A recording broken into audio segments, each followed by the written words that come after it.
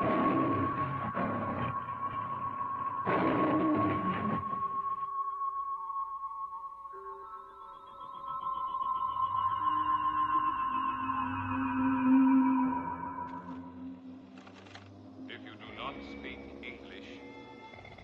am at your disposal with 187 other languages along with their various dialects and sub-tongues.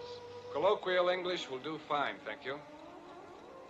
This is no offense, but you are a robot, aren't you? That is correct, sir.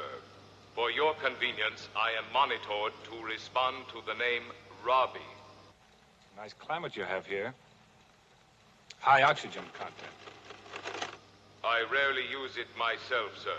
It promotes rust.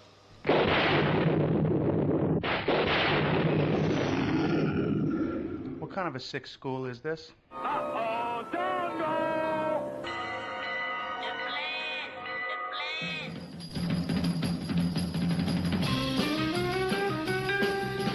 Strange things are afoot at the Circle K. You're gonna need a bigger boat. Surely you can't be serious. I am serious, and don't call me Shirley. You got spunk. I hate spunk. Danger, Will Robinson. Danger. Oh, righty then. How you doing? Back off, man. I'm a scientist. Don't make me angry. You wouldn't like me when I'm angry. Say hello to my little friend! I love the smell of napalm in the morning. What are you people? On dope? Stop whining. I got a crap on deck that could choke a donkey. Who is your daddy? I'm sorry, but all questions must be submitted in writing. I'm sorry, Dave. I'm afraid I can't do that.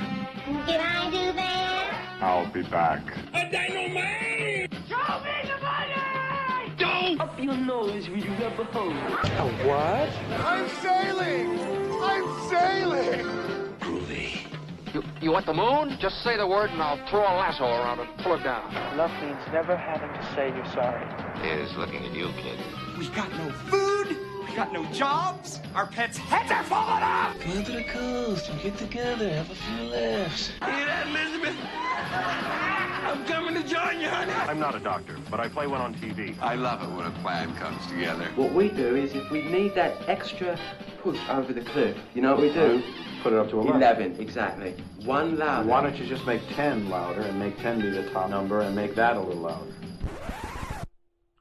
These go to 11. We're on a mission from God.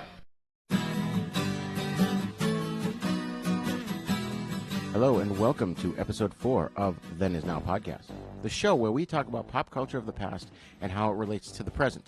We try to introduce you to all the cool stuff that you may have missed out on. You're going to find that myself and my co-host Spency Domepiece had a little trouble trying to remember what number episode this is.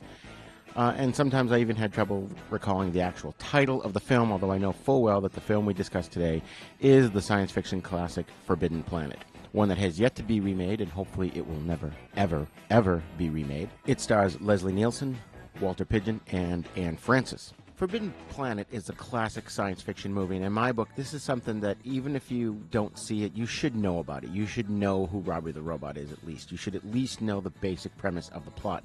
But I highly implore you to go out and see the film, go get it, go rent it, Netflix it, whatever you got to do. Go see Forbidden Planet, and then come back and listen to our discussion. Now, we're going to go into all that detail when the discussion begins, but for now, I'd like to give out our contact information.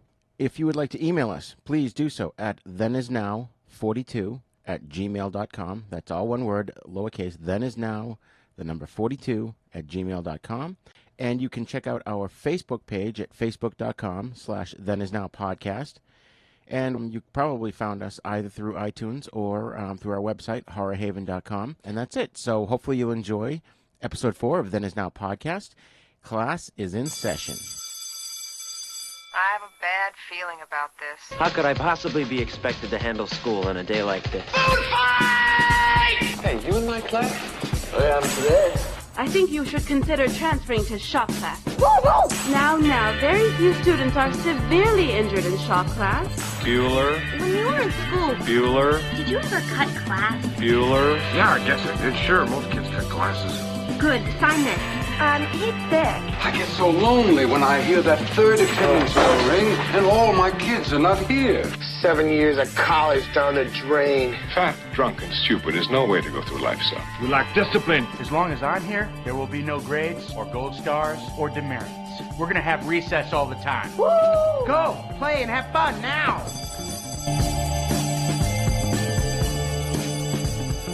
Do you remember what episode this is? What number? I think it's 4 or 5.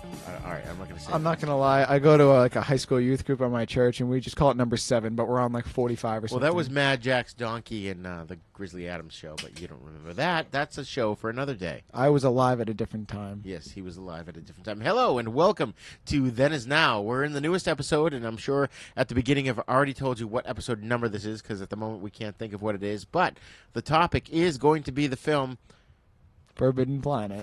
I keep wanting to say Fantastic Voyage. I don't know why. I think we're going to have to do that one. Okay. That one's got Raquel Welch and Donald Pleasance. So this one had Leslie Nielsen. And Anne Francis. So first of all, to get things out of the way here, if you want to communicate with us at thenisnow42@gmail.com. thenisnow42@gmail.com. We're also on Facebook. We're at facebook.com/thenisnowpodcast. We do have a sponsor this week. It's one of our co-hosts from another show. They have an Instagram. It's called wild.porta.potties. That's wild, W-I-L-D, .porta.potties. That's Wild Porta Potties. And it's not a .com. It's just the Instagram. And apparently this person catches porta potties in the wild. It's also hashtag Porta Potties Lives Matter. So if you need that, it's POTTIES, Porta Potties Lives Matter. And that's a hashtag at the beginning, which used to be a pound sign. I don't know why they call it a hashtag now. I mean, I guess people like to eat hash or corned beef hash or something. It's just a social media thing. It's a way of like finding certain. You label photos or posts like that, and it's a way of finding it with. I know content. what it is. I just don't know why they call it hashtag instead of number sign or pound sign. It's hashtag. It's just a catchy name. It's like frisbee. It's just a flying disc. All right. Well, I'll give you that one. Actually, calling it flying disc will not catch on as good as a frisbee. Right. Or flying saucer. Yeah. Caught on better than a. It's not a UFO. It's just because people know what it is. It is a flying saucer, I suppose. But interesting. And all right, so there's so many things going on in the world. I'm your host Re-Gor, and I'm here today with my co-host Spency Domepiece. That's my full name. You can just call me Spency. And now Spency's saying he doesn't have a YouTube page, but I think you should give it out anyways. I do have a YouTube page. It is my name, Spency Domepiece, but it is a space between Spency and Domepiece. I just have not been posting recently due to unforeseen circumstances, school. So well, I'm trying to get back as into we record this at the end of July. School was his excuse for not doing it. I'm getting back into it. Give me some time. It's a work in progress. I know.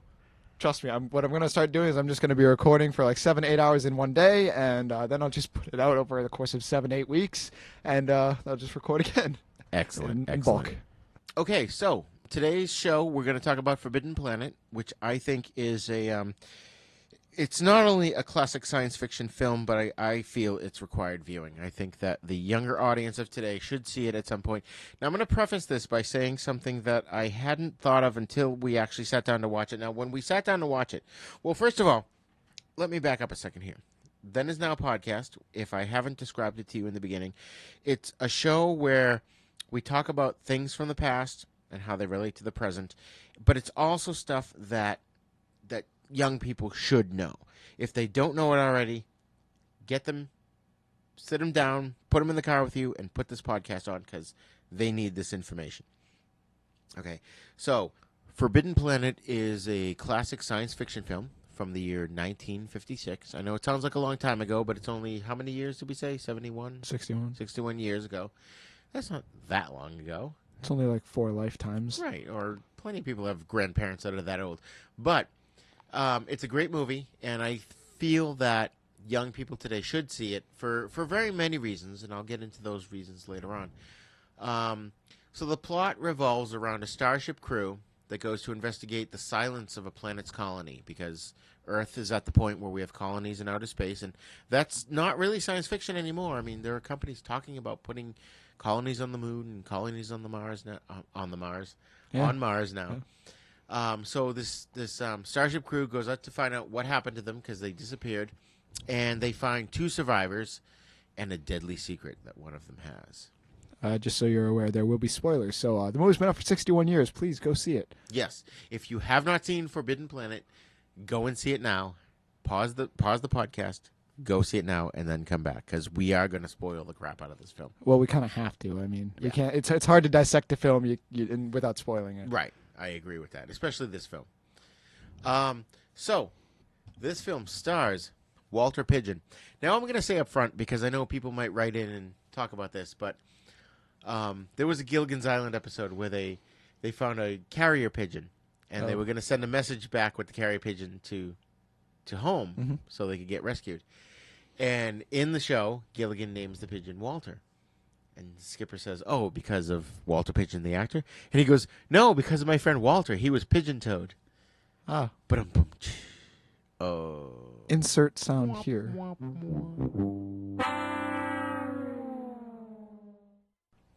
Okay, so as Walter Pidgeon as Dr. Morbius. Anne Francis plays his daughter, Altera Morbius. And Leslie Nielsen, of course, plays Commander Adams. And every time we talk about this, Spency Domepiece cracks up. I don't understand. Well, I guess I kind of do understand. But okay. I'm just going to go tell us. All right, go into Leslie Nielsen. First of all, if you don't know who Leslie Nielsen is, you're going to have to get a refresher course, because he's an actor who's been in a lot of movies, but he's most notable from... I'll give you guys a nice crash course on Leslie Nielsen. He's one of my favorite actors ever. He was a serious actor for a while. Forbidden Planet is evidence of that. But he is most known for his comedic performances in Airplane. Yes. Airplane was his debut as a comedian, and he was also in the remake of Mr. Magoo. Yes. And he was also in a movie called Spy Hard. Yes. I believe. And so those and are a bunch of those what are those horror spoofs that they did too. Yeah. Yeah. And don't forget the Naked Gun films, which is based on the Police Squad TV show that he was in. Yeah, I don't know everything about it, but I love this man, and he's a comedian actor to me. He's not in serious movies to me. So seeing this, every time he was on screen, I had to hold in laughter and not proceed to die laughing, because it was when you were watching Forbidden Planet. Forbidden Planet is a serious movie. It takes itself seriously. It has a cohesive plotline, and Leslie Nielsen, to me, from how long I've known him, has not been in movies that have cohesive scenes. It's always been about sight gags, and all over Airplane and Spy Hard, things like that are just it was so funny to me. So I'm watching him, and it's like I look at his face, and I'm expecting a joke to come out, something non-serious to happen, and nothing happens. But the anticipation is just so funny to me. Well, and that's what makes it entertaining. Is Leslie Nielsen. I mean, to me, he's both. Because I saw him in Creepshow. I saw him in Day of the Animals. I believe you saw Day of the Animals, and that was a tour de force for him. That movie was a force, I'll give you that. William Girdler, spectacular. William Girdler, okay. Don't get me started on Girdler. I've seen a couple of his films.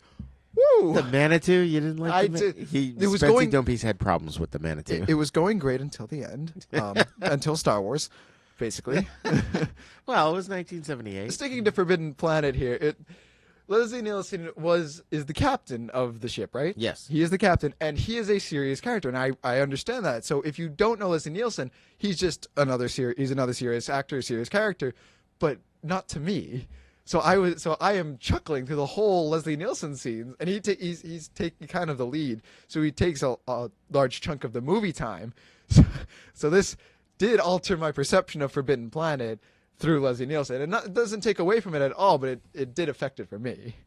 Yeah, and I feel that you walked in expecting it to do something to you because you knew Leslie Nielsen's comedic history. I knew it was a serious movie, but it still did affect how I perceived the movie. Nonetheless, outside of Leslie Nielsen, it was a well put together movie. It was Disney, correct? No, it wasn't a Disney film per se, but Disney was involved in the special effects. So for a 1956 movie, yeah, those effects were well done. Oh yeah, Forbidden Planet has amazing special effects. Really good pacing, I think, for its time. I think this is one of those films that, personally, I feel that modern audiences should watch it because there are so many cool things about it. Now, all right, so you've got Walter Pidgeon, who played Dr. Morbius. You've got Anne Francis. She, most of the audience listening to this, the younger audience won't know her. She was Honey West, which was a famous TV series in the 50s. Of course, Leslie Nielsen, we just talked about. Warren Stevens plays the doctor. He was Lieutenant Doc Ostro. Jack Kelly was Lieutenant Farman. Richard Anderson was Chief Quinn. Those of you who watched The $6 Million Man, and I know Spency Domepiece, you're somewhat familiar with him. We can rebuild him. Richard Anderson played his boss, Oscar Goldman. And then you had Earl Holliman was the cook. Earl Holliman is another one of those character actors that you've seen in the bajillion TV shows and movies from that time period, I should say. You also had George Wallace and Robert Dix. Quite a few people on this movie. We are just going to gloss over Robert Dix. D-I-X. People with it's a family show, so we're not going to entertain people with dirty minds. But Forbidden Planet. Who is the one character that's not credited that stands out in your mind, Spency Domepiece? None other than the critically acclaimed Robby the Robot. Robby the Robot, yes. And he shows up in many other movies. He's got a famous line. I rarely use it myself, sir. It promotes rust. That's a good line. In fact, I think they reused that line in Gremlins. Was it Gremlins? Yeah, because the father's at the invention exchange there, and Robby the Robot's on the phone on the other payphone behind him. Yeah, Gremlins is a movie of references, so there's most likely, Yes. Robby the Robot has also shown up in episodes of Lost in Space, and that's what I've known him as.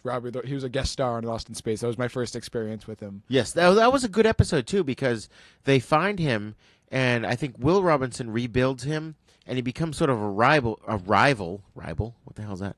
A rival for their robot, the LIS robot, I guess.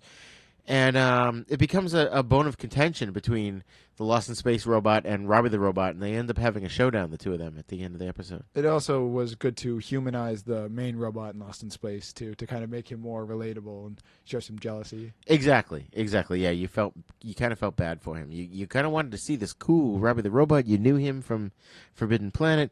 He was in another film, too, which I can't think of off the top of my head, where he was sort of a main character, but the design is still out there. I personally love the design. I think Robby the Robot is a cool character. So this film, one of the cool things about this movie is that you wouldn't have Star Trek without this film. Because if you think about it, with the exception of the cook, which was Earl Holliman's character, they don't have a cook in Star Trek, but you had the captain, the first officer, the science officer, the doctor. They all come down to the planet to deal with whatever's going on there. In this case, they're trying to find out what happened to the colony, and they come down and they find Walter Pidgeon, and he's the only one left, him and his daughter, and it's kind of a big mystery as to what happened to them. Do you want to describe to us, Spency, a little bit more of the plot?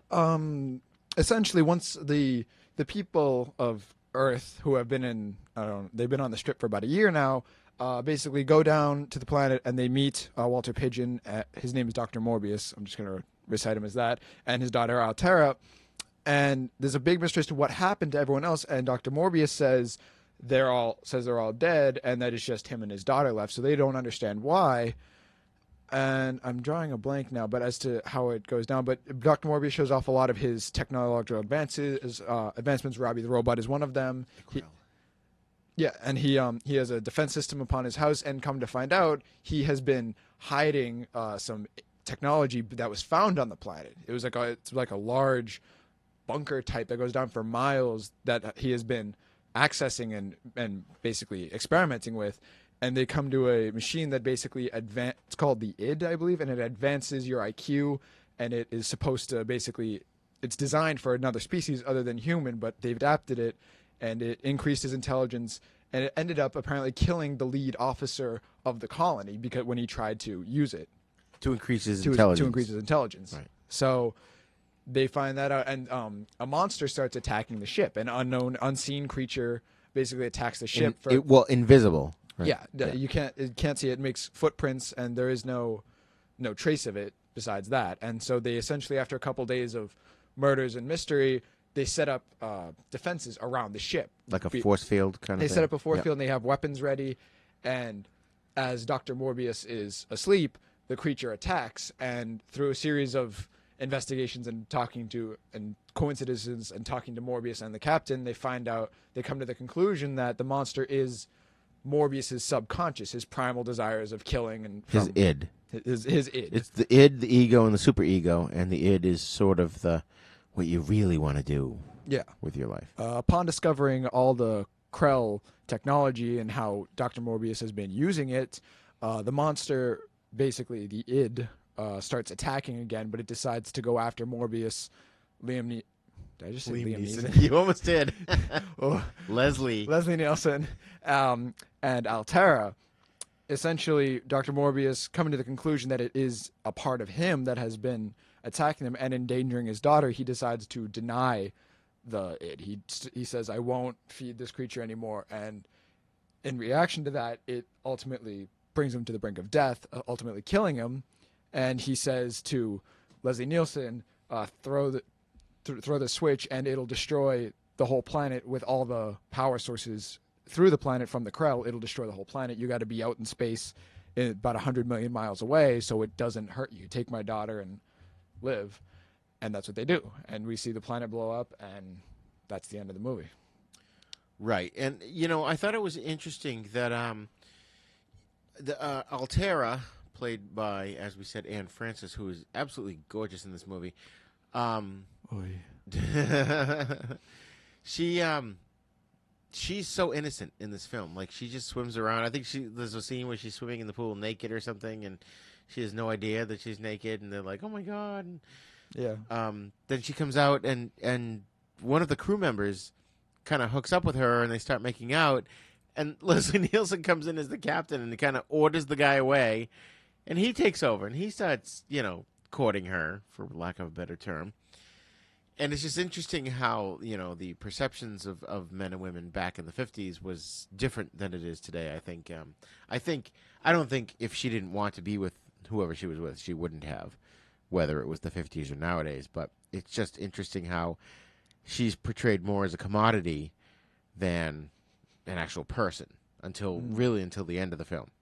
Yeah. When Morbius dies.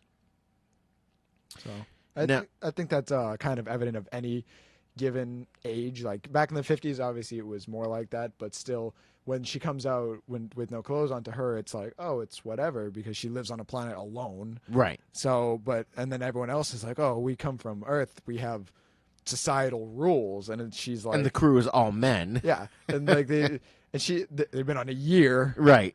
So to her, she's like, she's going about her daily business. To them, it's like, they don't understand the idea of living like that, living in such leisure. Right.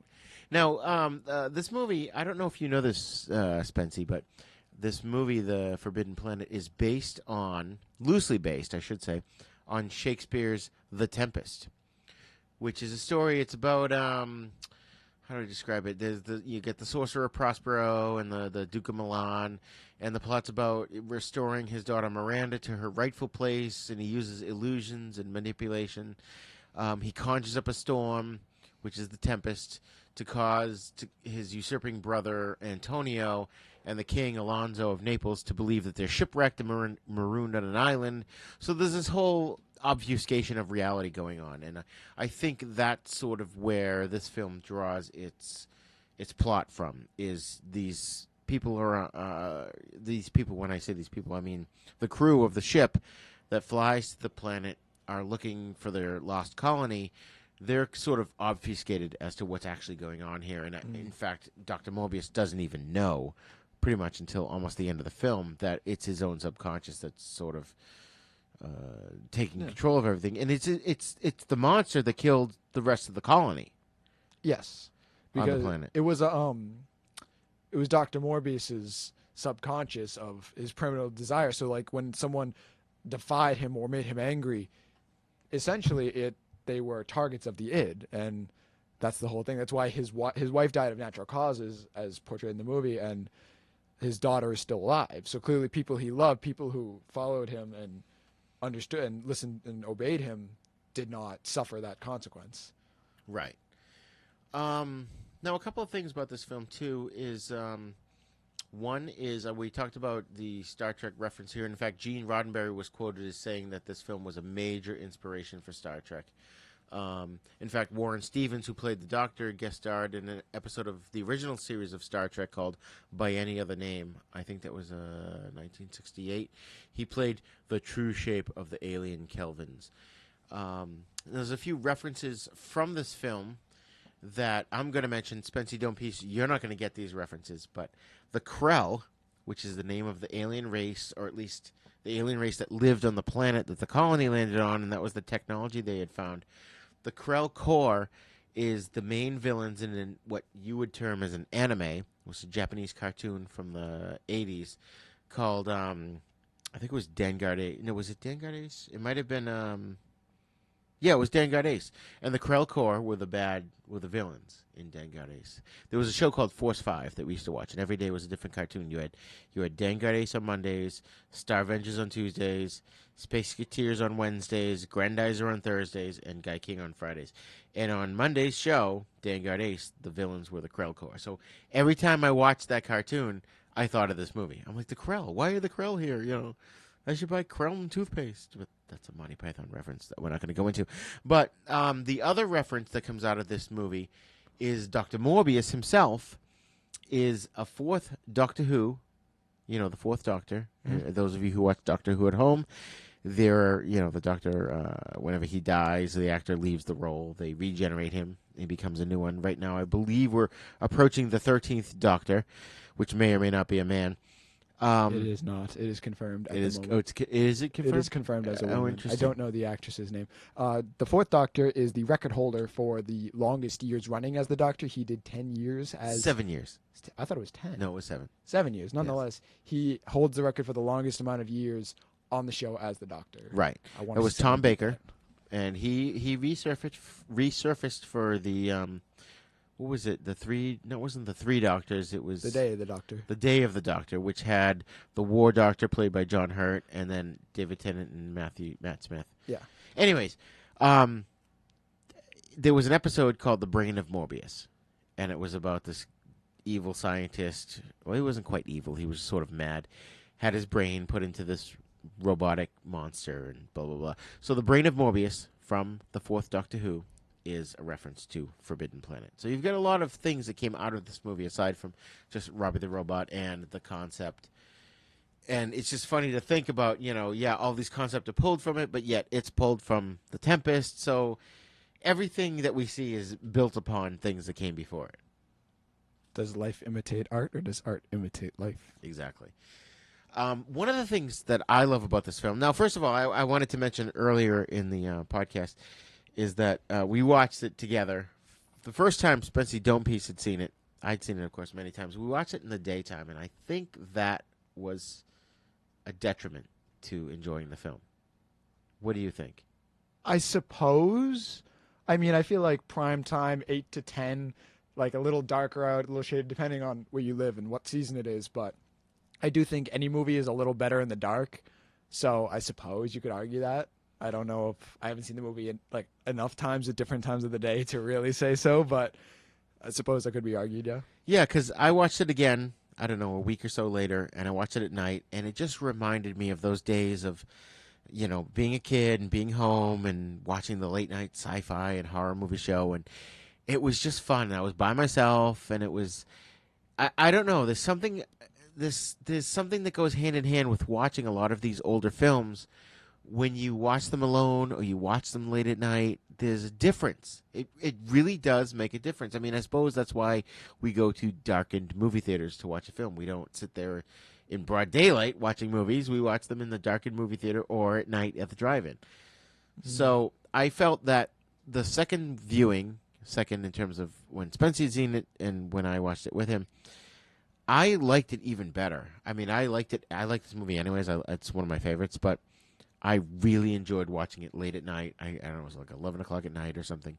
And I really feel that if you're going to watch this movie at home, if you don't mind the fact that we've already spoiled it for you, I think you really should just put this on as a late night sci-fi feature. I think you'll get a lot more out of it if it's just you and your kid or your kids, whatever. Gather around the TV and watch this film late at night. That's my opinion. And I'm sticking to it. Smooth. A few other things about this movie. It was filmed on the same soundstage that The Wizard of Oz, the Munchkin Land Village was on. That was the set of Altera's garden.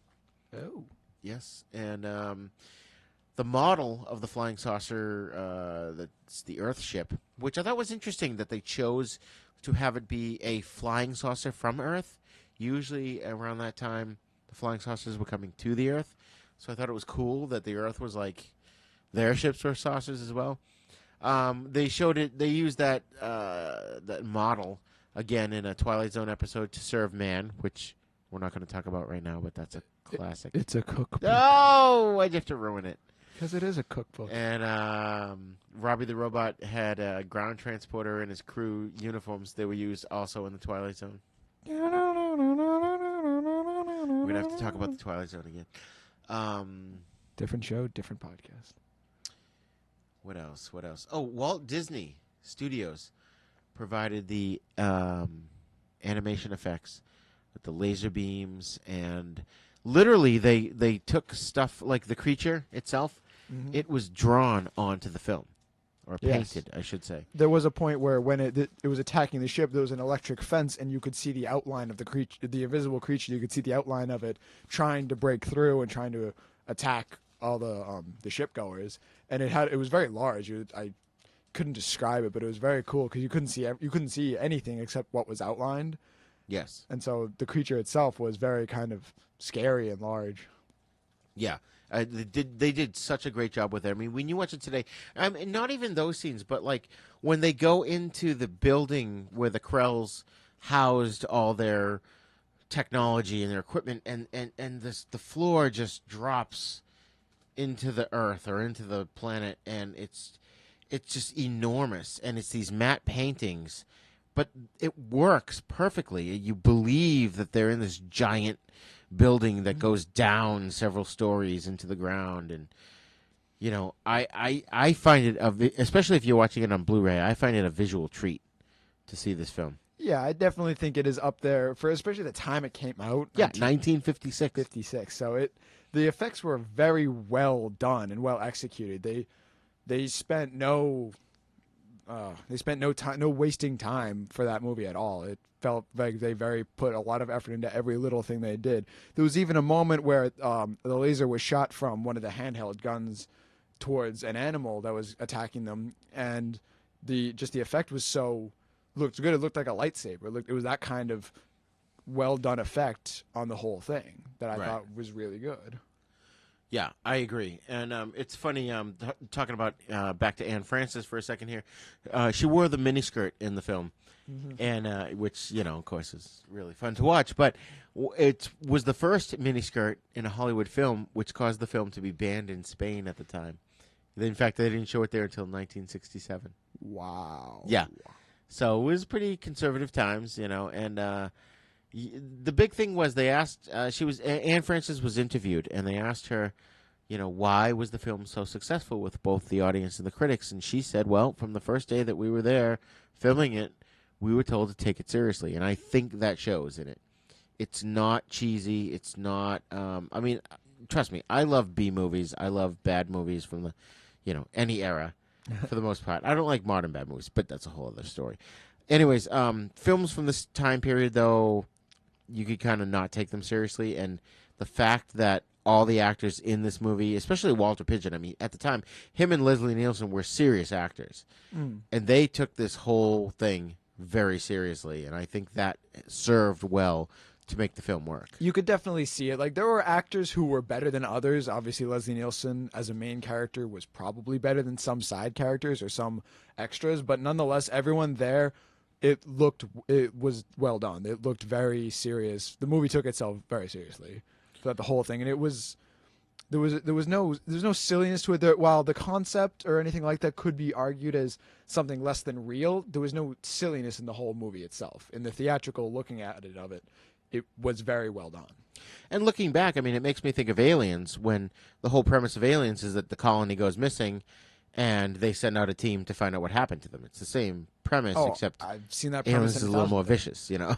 I've seen that premise in 1,000 things. To even a more modern sense than that, if anyone's ever heard of the game Dead Space, it's a horror game, and you play as an engineer who's going out to see what happened to a lost colony. Right. And you have to deal with the consequences. Right. So, and you know, it's kind of funny now, this film just sort of is on the precipice of us actually having colonies in outer space here in the year 2017 as we record this podcast. So I think it's kind of relevant, and I think that people should revisit this film. I don't think it gets enough credit. I think there's just so much out there. It's hard to, you know, wade through all that's there and all the crap that's there. I think this is a gem that's a hidden gem. And people should seek it out, and especially show the younger generation. Now, Spencer, you being a young person yourself. I am. You are. I think you're 16 now, right? Since we've started recording? Damn, the big 1-6. The big 1-6. Better than the big 6-1, I guess. Ironic, huh? Anyway, so what do you think overall? What's your opinion of this film? And do you think your generation and younger would enjoy it? First of all, what's your opinion of this film? Looking at the whole movie, I felt like there was a lot of... The major plot point is the id and why the colony was missing. But there was a large section of the movie where it was mostly like exposition, kind of explaining the Krell. And I could appreciate that. It did advance the plot of what happened to the colony. You got to understand Morbius's new technology. You met Robby the Robot. But there were multiple subplots throughout. The cook actually had an encounter with Robby the Robot and trying to come up with 60 gallons of bourbon. Right. And I could appreciate that, but it felt like it was very unnecessary. I felt like it kind of just took away from it, because I wanted to see what was going on with the colony. I wanted to see the creature or whatever the problem was. I wanted to see Morbius explain more and kind of elaborate. And there was a lot of that missing. There was a lot of subplots with Altera and kind of a love triangle between multiple officers throughout the whole thing. And while it was amusing to watch throughout the movie, I felt like it just kind of, personally, I felt it took away from it a lot of exposition. So it's a good movie. I enjoyed it. It's just that was kind of, I felt its major downfall was it tried to put so much into it and tried to put so much messages about, so many themes and messages about life in it, that it really kind of, it was like a reality show. You had to show, or like a soap opera. You had to show every scene progress, and I didn't really want to see 3 subplots with the main plot. I was okay with, of course, I like subplots. They're good.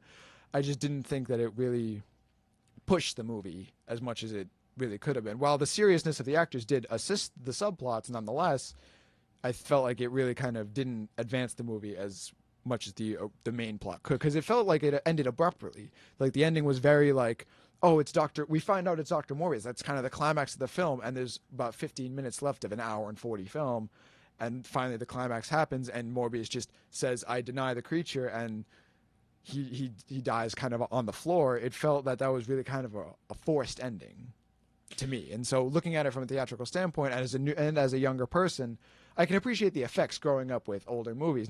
That doesn't really bother me. But the whole storytelling standpoint, I felt really kind of could have used some tweaking, personally. So, a good movie, had some flaws. I would recommend it to anyone of my age group, because it does bring up a lot of things of how you look at people, how you look at how the world, also about perspective. If you've never grown up on Earth and you're meeting men who aren't your father for the first time, it's very good. So I would say definitely you got to see it at least once so you can understand it. Yeah. So when you say you got to see it so you can understand it, do you mean to understand it as a piece of history from its time? Yeah, there's that. Of course, I believe every science fiction movie is a time capsule for when it was made. So that definitely did boost that. I felt like it was if you're into science fiction, it was very good. And along with I've lost my train of thought for a second here. Hold on a minute.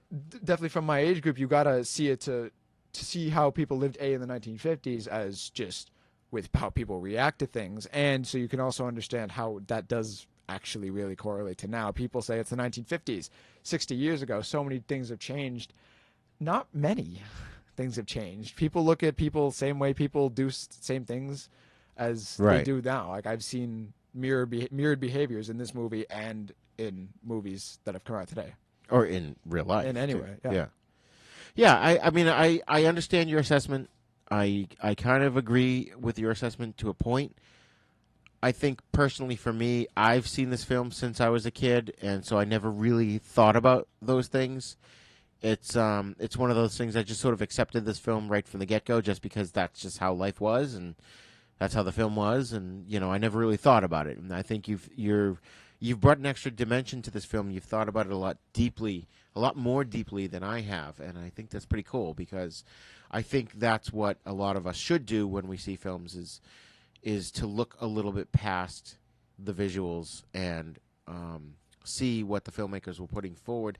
I think, though, while I agree that, yes, the plot is meandering, yes, they do sort of sit on subplots for a little longer than they should, and then suddenly, yeah, they do kind of wrap it up at the end there.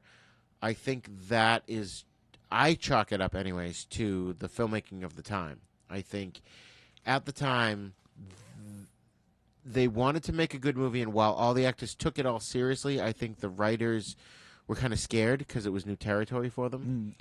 Especially when they knew they were approaching it with a serious attitude. I feel like they were worried about the outcome, so they kind of went with what they knew, and what they knew was melodrama. Yeah, and that's kind of what they focused on with this film, rather than the science fiction of the film. And I guess I can appreciate that when you say it as a period of when it was actually made. If multiple movies that are just as good as Forbidden Planet from the same time period are like that, then okay, I guess I can appreciate it. But also because you'll find like there are movies that you like that aren't really good, right? Or that have Did like you a see major, later in life. Yeah, and there was a movie. It's called Avatar: The Last Airbender, and it was by M. Night Shyamalan. Now, right. This movie is based on a show, and while the show is 10 times better, I love the movie because seeing it as a kid, I felt they did, and even looking at it from a more, I guess, adult standpoint, even theatrically, I thought they did very well. But people will still say it is a terrible film, but I personally love it to bits. I can. You've seen Forbidden Planet since you were, I don't know, very young. Obviously, right. Was before you were even. And to me, it's it's flawless. It's great. Yeah. It's fun. It is the movie. It's the movie exactly what you wanted. Yeah. But to me, it's like I'm looking at it a bit deeper. Well, I love watching movies like 2 or 3 times because the first time I watch it,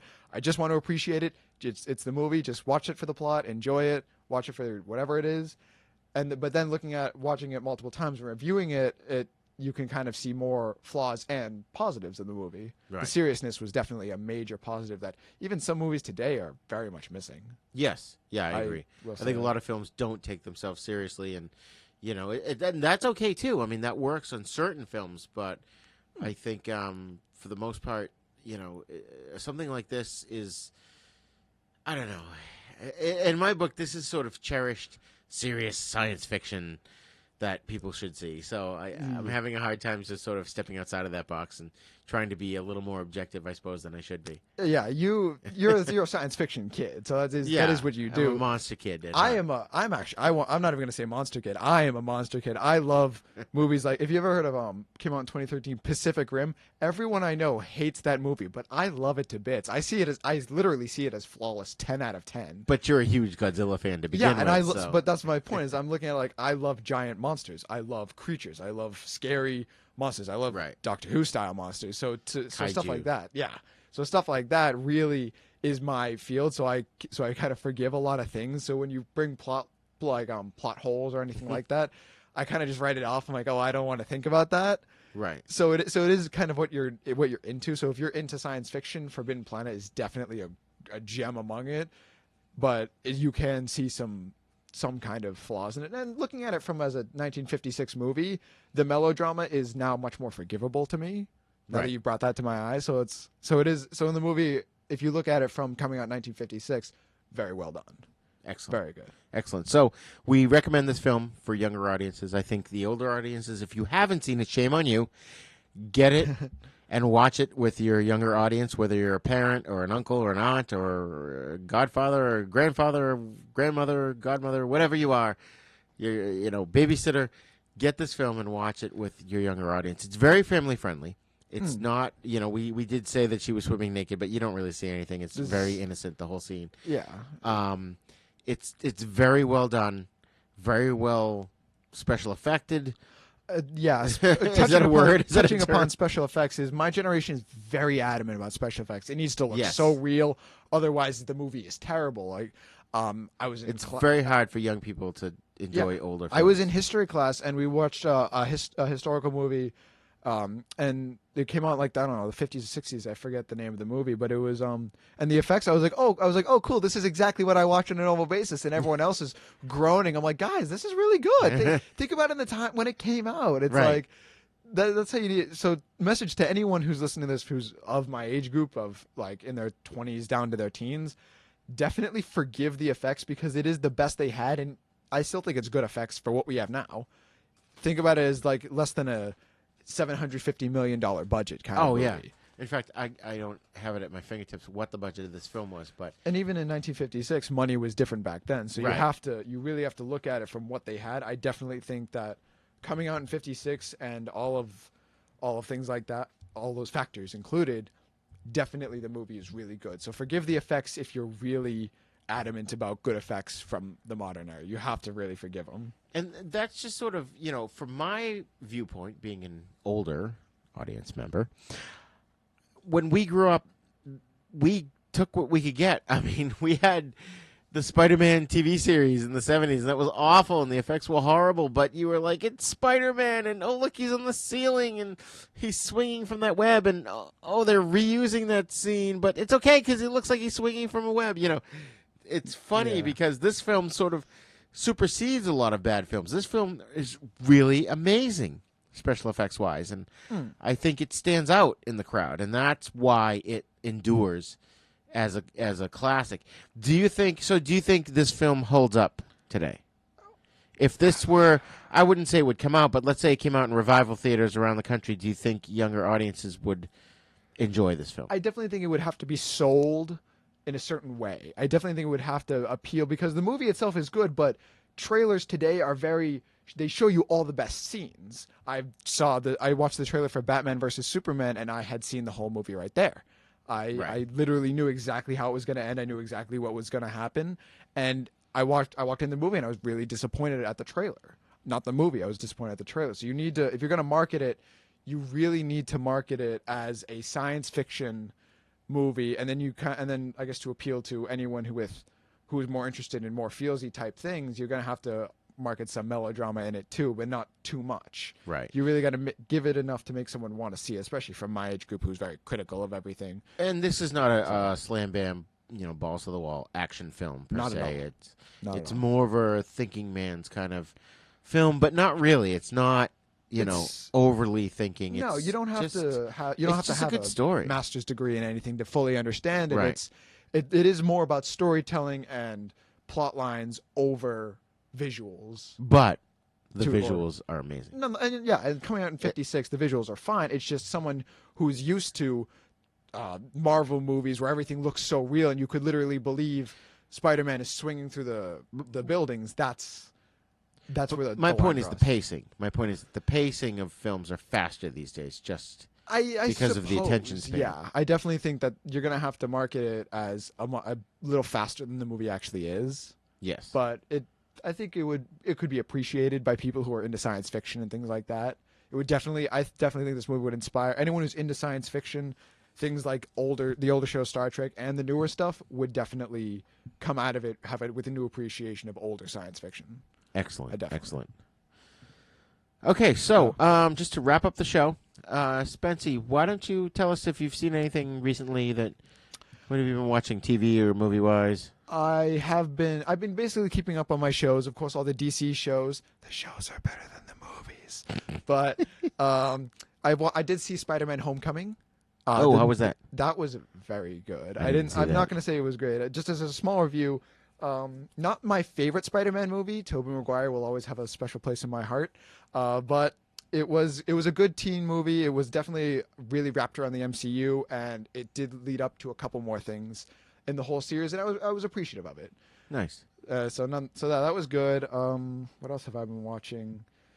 I guess along the movie standpoint, that's about the newest. Did you see Wonder Woman? I did see Wonder Woman. How was that? Wonder Woman was it was a DC movie, so it was a superhero movie, and that's all it was.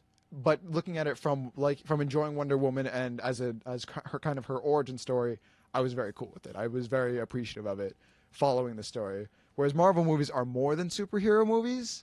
Wonder Woman was good for if you just wanted Wonder Woman, you got Wonder Woman. Good. That's all you wanted. Yeah, I haven't really been to the movies. I saw Kong Skull Island in the movies this year. That's pretty much the only movie I'll probably see in the movie this year, with the exception of Blade Runner. The sequel to Blade Runner, that is my all-time favorite movie is Blade Runner, so I think I will make an effort to see the sequel. Maybe we should go together. I've seen the trailer. It does look promising. I'm not gonna. It does have Harrison Ford in it. Yeah. So I do think the trailer. Well, so did Star Wars: The Force Awakens, and look how that turned out. Star Wars is bigger than Blade Runner, though, so I will That's say that. true. But I do think Blade Runner is real. It's Blade Runner 2048, so it's going to be a sequel and not a remake. So I really do have high expectations for how the movie's going to turn out in comparison to Blade Runner. I think we're going to have to do a Blade Runner show when that comes out, because you've never actually seen Blade Runner, have you? Not all the way through, no. I've seen bits and pieces of it, and I found it to be really, really slow. Like, you marketed it as an action movie, and it was nothing like that. No, I didn't market it to you as an action movie. As a child, that's what I found it as, and it was very slow. No, to me, it's one of those movies, it's very slow. I saw that, what was it, 1982 when it came out? And I was 12. I loved it. My parents, my mother hated it. And I enjoy the heck out of the film. And that is my all-time favorite movie. And it is slow. It's slow, but it's not tedious. It's not boring. It keeps your attention. Visually, those effects, much like John Carpenter's The Thing, which we're going to have to do a podcast on that too. Indeed. They have yet to be paralleled. Oh, and yeah. I hope that the new movie sort of lives up to that with the practical effects versus the digital I effects. definitely hope they do use practical effects over CGI in Blade Runner and in coming movies also.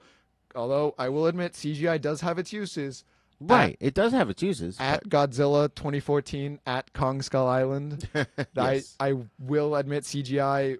When it's all CGI, and I think it is kind of on things that are of different scales, it definitely works. Right. Because CGI is also in practical effects go hand in hand with John Carpenter's The Thing, but also the Thing, the 2014, was it 2014? Yeah. Where it came out with what happened at the Norwegian base. Right. That I felt was they used practical effects and then CGI was all details. That's Right. when it should have been used. That was perfect for what I needed. Exactly. They really did a good job with that in terms of using the practical effects, like you said, and then sort of filling in little details, little nuances with the computer effects. That worked awesome because that's a very good underrated prequel, I should say. Yeah, it was. I felt it did. Watching The Thing, I've great fan of that movie. I didn't like it as a child because it was very disgusting, but watching it again, it was very good because I enjoy the gore now. That definitely was a great prequel. I did watch the deleted scenes, and it actually had scenes that I felt it needed just to keep it as a prequel. Yeah. Watching it from that standpoint, but other than that, the movie itself I felt was really good. And yeah, that's about it for everything I've been watching. I think we'll save some of that discussion for when we talk about The Thing too in another episode. But I just wanted to mention I have been catching up on my TV series as well. We're at we're as of this recording, it's July. And 2017, we've the TV seasons are pretty much done. I just finished catching up on Supernatural. I've been trying to catch up on Gotham and Supergirl. I'm already caught up on Arrow and The Flash. And DC shows are better than the movies. They are. The DC shows are so good. If you're not watching The Flash and the Arrow and Supergirl's good. I mean, you could take it or leave it. It's popcorn entertainment, but I really enjoy it. I did happen to catch. In fact, I think you saw it last night too. Was the Chips movie? Which my biggest criticism of this film is that they took a family-friendly 70s action show and turned it into a rated R 21st century sitcom, or not sitcom, but comedy.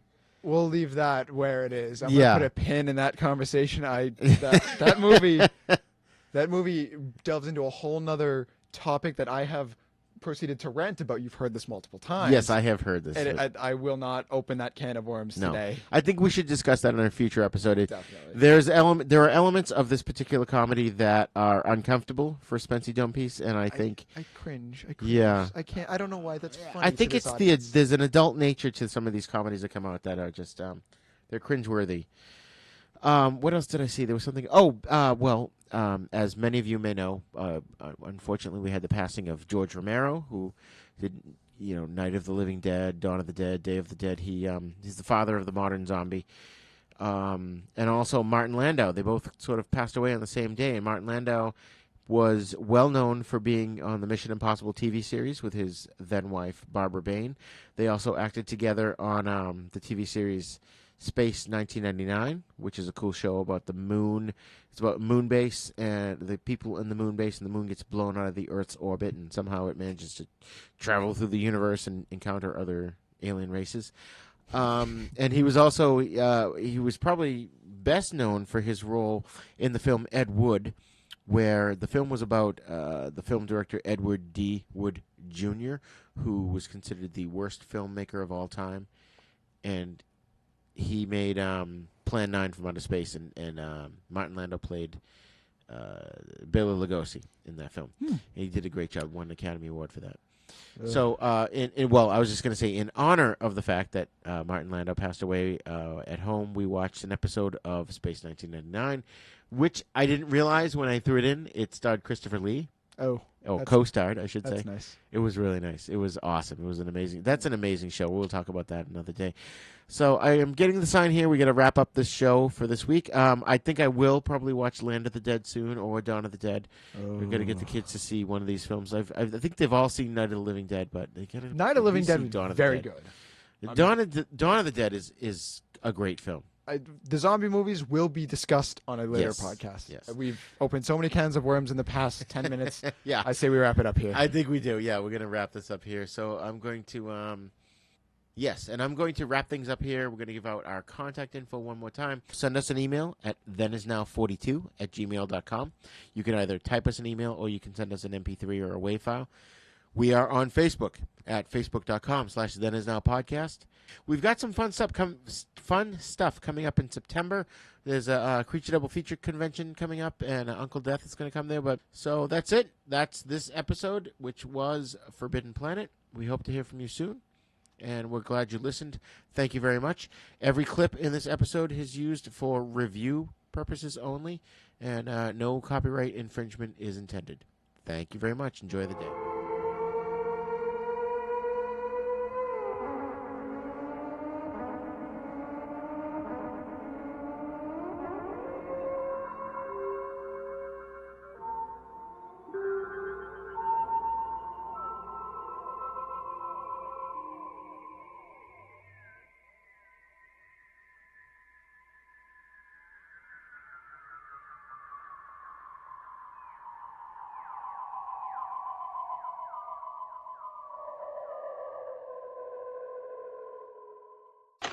I rarely use it myself, sir. It promotes rust.